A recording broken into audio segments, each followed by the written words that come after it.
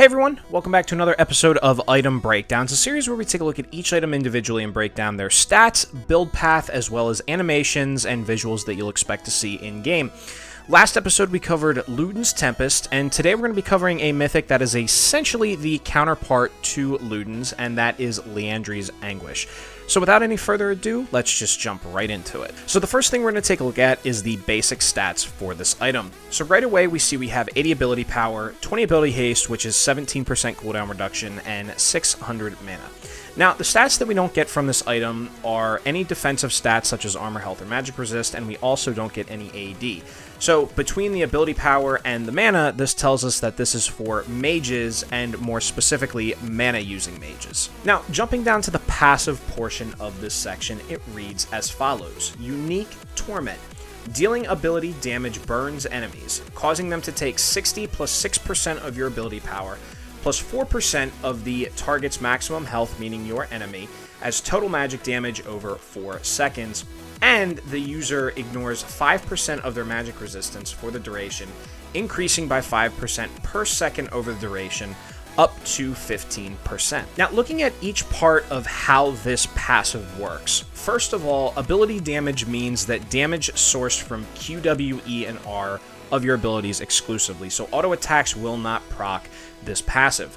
Furthermore, the 60 plus 6% ability power is pretty self-explanatory, but the 4% target's maximum health means if they have 1,000 health, then they will take the magic damage plus 40, because it's 4% of 1,000, over 4 seconds as magic damage added together.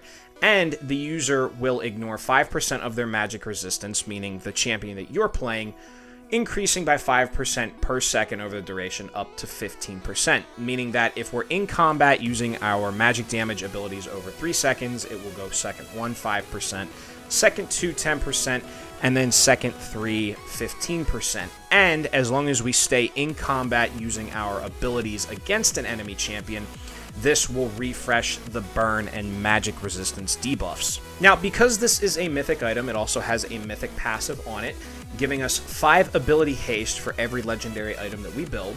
So when we get to our full build with boots, mythic, plus 4 legendaries, we're going to have an additional 20 ability haste by late game, which is an additional 17% cooldown reduction. Now, I did mention that this item kind of is a counterpart to Luden's Tempest. And what I mean by that is, in the last video, I had mentioned that Luden's Tempest is meant more for squishy team comps because in the base stats you get flat magic penetration, as well as additional flat magic penetration by building more legendaries with the mythic passive. However, with Liandry's Anguish, we see that the mythic passive gives us 5 ability haste for every legendary, so this gives us more chances to cast our abilities. But then looking at the Torment passive on it, we have the magic resistant shred, as well as the burn damage for maximum health. So the reason this is a counterpart is that Luden's is meant for squishy team comps, but because of the burn damage on Liandry's as well as the magic resist shred, this is an item that is meant to be built against tanky team comps. And as always with every mythic item, this is a mythic itself, and it is limited to 1, so once you build it, you can only build boots as well as legendaries. So now that we've covered the basic stats of this item as well as the passives it has, I want to get into the proper build path and the appropriate order that you build the epic items that build into Liandry's Anguish. So the first item that we want to build is Lost Chapter. This item gives us 40 ability power, 300 mana, 10 ability haste, which is equal to 9% cooldown reduction, and a passive called Enlighten. Upon leveling up, this restores 20% of your max mana over 3 seconds. Now, the second item that we are going to build that builds into Liandry's Anguish is Fiendish Codex. This item gives us 35 ability power as well as 10 ability haste, which again is equal to 9% cooldown reduction. Now, the reason we build Lost Chapter first is it gives us 5 more ability power and the same amount of ability haste, but it also gives us that insane mana sustain that we want early game for poking, trading, and just in general overall health for our lane. So once we have Lost Chapter completed, number 2 is going to be Fiendish Codex, and once we have both of those epics completed plus 1200 gold, we will have our Liandry's finished and ready to go. So now that we've covered the proper build path for this item, I want to take a look at the visuals and animations you'll expect to see in game.